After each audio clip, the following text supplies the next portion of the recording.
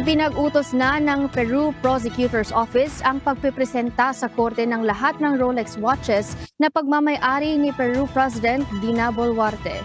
Ito ay kasunod ng isinasagawang raid sa kanyang bahay at opisina bilang bahagi ng isinasagawang investigasyon kaugnay sa kasong korupsyon na kinakaharap nito. Si Boluarte ay iniimbestagahan dahil sa umano'y iligal na yaman at hindi pagdedeklara ng kanyang luxury watches na nakitang isinusuot nito mula pa ng kanyang pagkaupo sa presidente noong 2022. Ayon sa Prosecutor's Office, hindi umano nakita sa isinasagawang raid ang mga mamahaling relo ni Boluarte. Gayunman, na-recover pa rin ang iba pang mahahalagang kagamitan na may kaugnayan sa kanilang investigasyon.